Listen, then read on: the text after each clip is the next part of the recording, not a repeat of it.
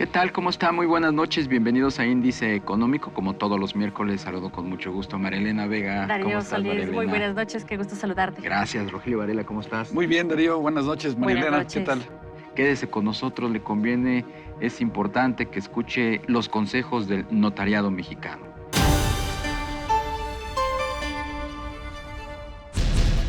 Los precios internacionales del petróleo se dispararon hasta alcanzar los $130 por barril tras el anuncio de Estados Unidos de que prohibirá las importaciones de energéticos procedentes de Rusia. De cada 10 remesas que llegan a México, 3 son enviadas por las mujeres. Si bien son ellas las principales del grupo beneficiario de estos envíos, porque 71% de las transferencias están dirigidas a una jefa de familia. El índice global de productividad laboral de la economía por hora trabajada se ubicó en 95.4 puntos al cierre del 2021, lo que implicó una contracción anual de menos 6.4% y llegó a su nivel más bajo en los últimos 12 años, reportó el INEGI. El índice nacional de precios al consumidor se ubicó en 7.28% en febrero, su primer alza luego de 2 meses consecutivos de descensos. La inflación se vio presionada por el incremento en los precios del gas LP, pollo, torterías, taquerías, gasolina de bajo octanaje, limón y carne de res. ¿Cuáles son los beneficios de un testamento y qué otras alternativas existen para una sucesión de derechos? Vea lo que le preparamos.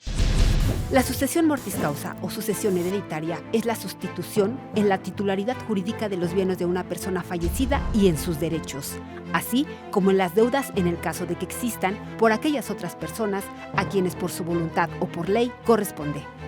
El objetivo principal de un testamento es dar certeza jurídica a las familias sobre su patrimonio, siendo uno de los elementos o vehículos legales imprescindibles para realizar una transmisión de la propiedad en coherencia con lo planeado.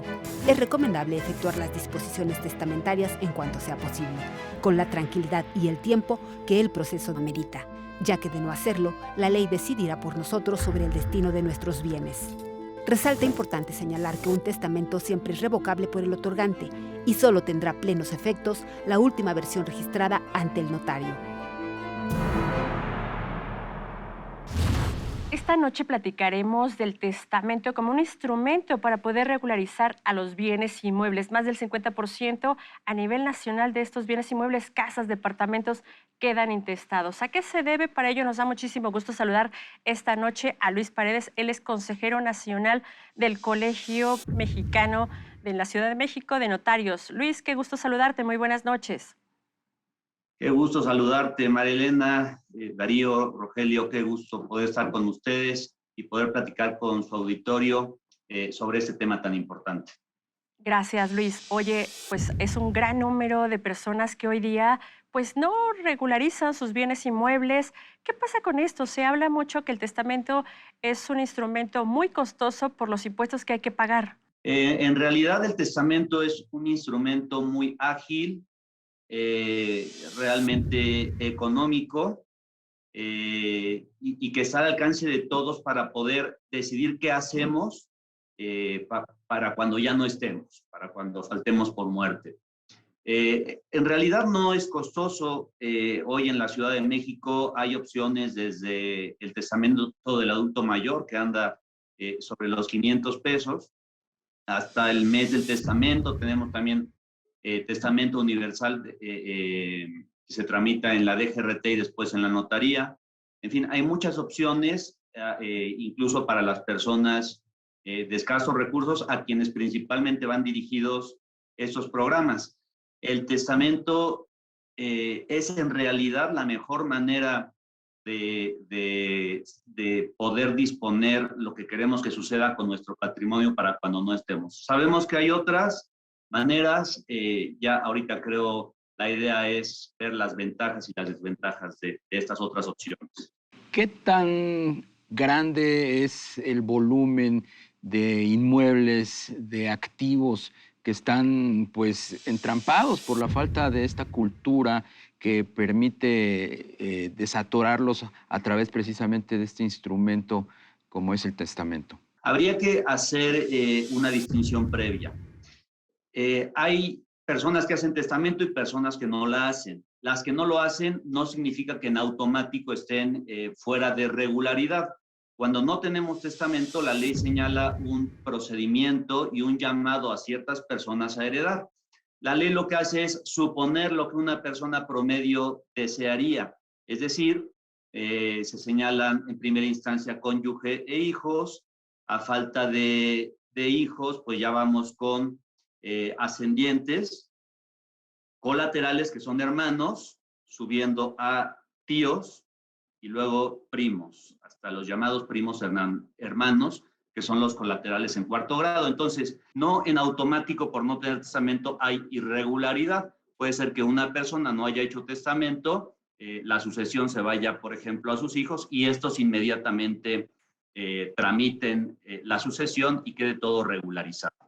Pero lo que sí es un hecho es que la ausencia de testamento da lugar a pleitos entre familiares, a incertidumbre, y entonces sí, puede ser que una sucesión que se pudo haber tramitado en 3 meses, a partir del fallecimiento, incluso menos, se nos vaya a años o se nos vaya a generaciones y se nos vaya a pleitos familiares, pues que duran, en verdad, los hemos visto, 3 generaciones, ¿no? Y esto sí coloca a muchos inmuebles en la situación que planteas, ¿no?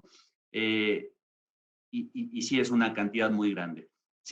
Como bien decía María Elena al principio, sí hay cerca de la mitad de los inmuebles en una situación irregular, aunque no podríamos decir que todos son por el motivo de falta de testamento.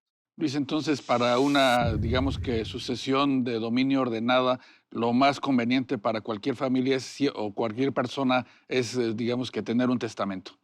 Indudablemente el testamento.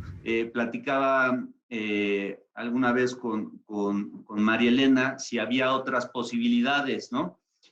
Por ejemplo, lo que la gente llama la heredar en vida, que no es otra cosa que donar todos los bienes o parte de ellos a los hijos, o la cónyuge.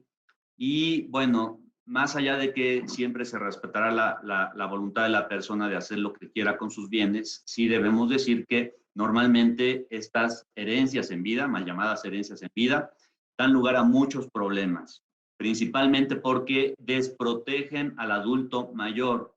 Una vez que donó, va a ser muy difícil que esa donación se llegue a revocar. Y hemos sabido de casos donde, por ponerles un ejemplo, el papá, la mamá, dona y los hijos a partir de esa donación la mantienen. Pero este papá o mamá que donó todo decide, por ejemplo, volverse a casar, que está en todo su derecho ante el fallecimiento o divorcio que haya tenido, y a partir de ese momento, por la inconformidad de los hijos, dejan de mantenerlos, ¿no? Entonces, ya donó todo y ahora no tiene forma de subsistir. Entonces, salvo casos muy particulares, nunca recomendaría hacer esta herencia en vida o esta donación, que es como realmente se le debe llamar.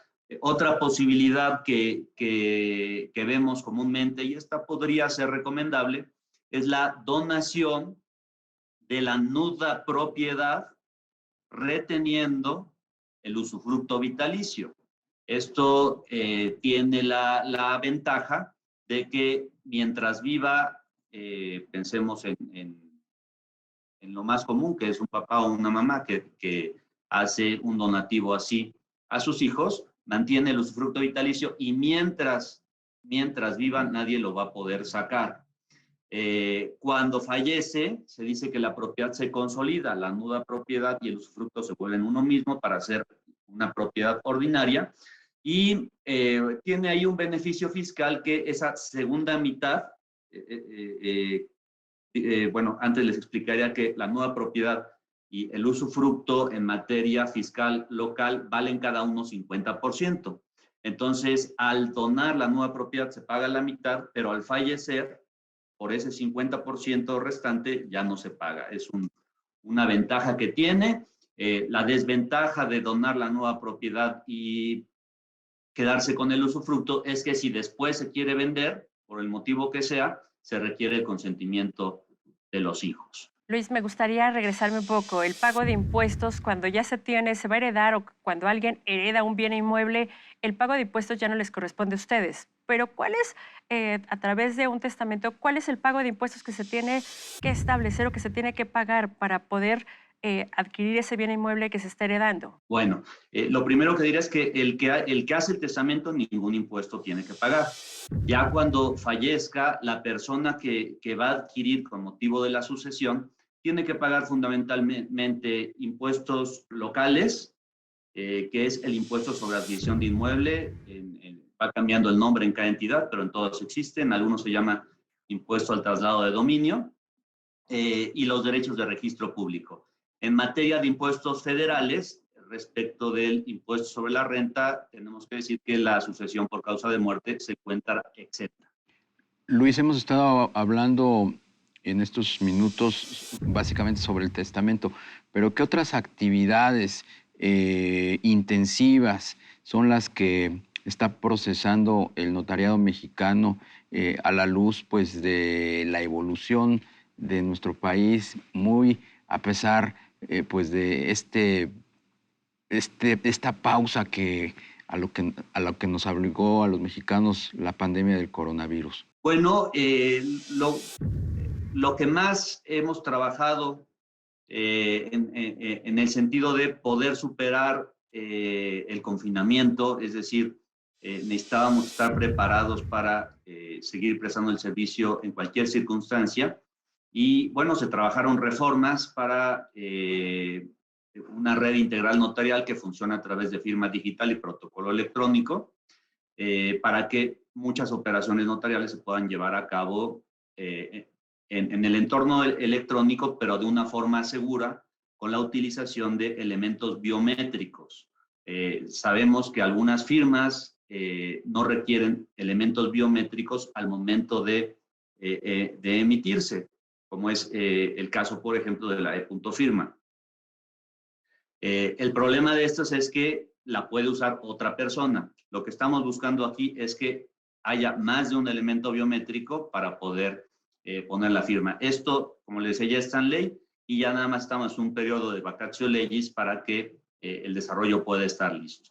Creo que esto pues va a ser un adelanto importantísimo, porque sabemos que una situación como la que tuvimos, Dios quiera y no, pero se podría volver a repetir. Ya, pues muchísimas gracias, Luis, muchísimas gracias. Esperamos mantener comunicación contigo abierta y bueno, pues seguir platicando de esto y muchísimos más temas. Gracias y muy buenas noches. Gracias a ustedes y bueno, cualquier duda ya saben que aquí estamos. El Colegio de Notarios tiene las puertas abiertas para ustedes y para su auditorio. Muchas gracias. Gracias. Pues ahí está el llamado, ¿no? Para la ciudadanía, para los mexicanos, para las familias, evitarse pues pleitos que pueden durar, como decía Luis, hasta 30 años, 3 generaciones. Imagínense peleando un bien. Sí, es terrible y forma parte de la cultura de la prevención que deberíamos de tener.